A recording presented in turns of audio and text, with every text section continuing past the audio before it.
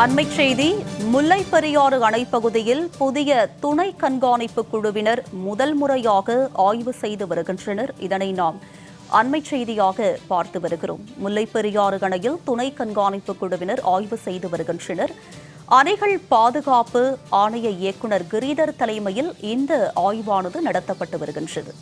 முல்லை பெரியாறு அணையில் துணை கண்காணிப்பு குழுவினர் ஆய்வு செய்து வருகின்றனர். இதனை நாம் அண்மைச் செய்தியாக பார்த்து வருகிறோம். அணைகள் பாதுகாப்பு ஆணைய இயக்குநர் கிரீதர் தலைமையில் இந்த ஆய்வானது மேற்கொள்ளப்பட்டு வருகிறது. முல்லை பெரியாறு அணையில் துணை கண்காணிப்பு குழுவினர் ஆய்வு மேற்கொண்டு வருகின்றனர். இதனை நாம் அண்மைச் செய்தியாக பார்த்து வருகிறோம். இது பற்றிய கூடுதல் விவரங்களோடு இணைக்கிறார் எமது தேனி செய்தியாளர் மகேஷ். அவரிடம் விவரங்களை கேட்டு பெறலாம். மகேஷ், சொல்லுங்க, எத்தனை பேர் இந்த கண்காணிப்பில் ஈடுபட்டிருக்கிறார்கள்? இது பற்றிய விவரம்.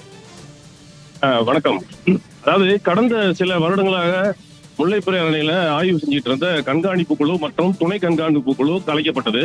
இந்த நிலையில புதிய நிபுணர் குழு அமைக்கணும் அப்படின்னு சொல்லி உச்சநீதிமன்ற நீதிபதிகள், அதாவது சூரியகாந்த் மற்றும் தீபகர் கர்த்தா ஆகிய 2 பேர் உத்தரவிட்டு இருந்தாங்க.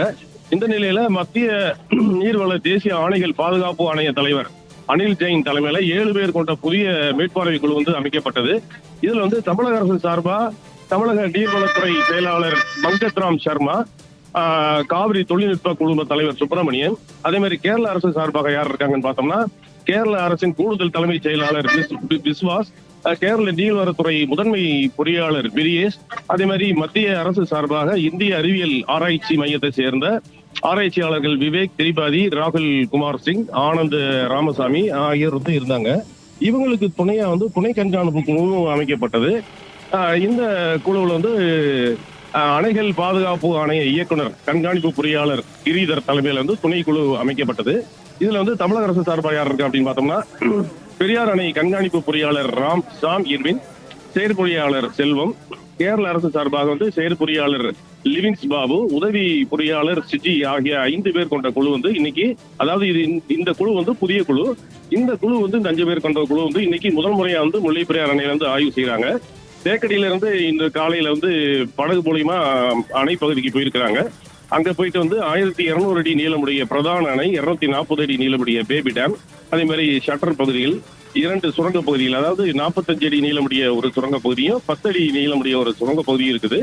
இந்த சுரங்க பகுதியில் நீர்மட்டம், அதற்கு ஏற்ப நீர் அழுத்தம் இருக்கிறதா, அந்த நீர் அழுத்தத்துக்கு ஏற்றாப்புல நீர் கசிவு இருக்கிறதா அப்படின்றது இந்த சுரங்க பகுதியில அளவெடுப்பாங்க.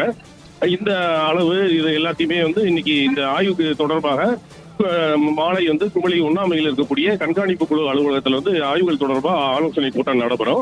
இந்த ஆலோசனை கூட்டத்துக்கு பின்பு இந்த ஆய்வறிக்கை தொடர்பாக தலைமை குழுவுக்கு இந்த ஆய்வறிக்கை அனுப்புவாங்க. அதே மாதிரி இன்னைக்கு காலையில நிலவரப்படி நீர்மட்டம் 130.45 அடியா இருக்குது. அதே மாதிரி நீர் வரத்துன்னு பார்த்தோம்னா 1373 கனஅடியா இருக்குது. நீர் வெளியேற்றம் 1600 கனஅடியா இருக்குது.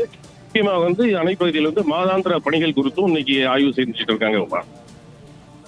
உங்களுடைய விரிவான விவரங்களுக்கு நன்றி மகேஸ்வர்.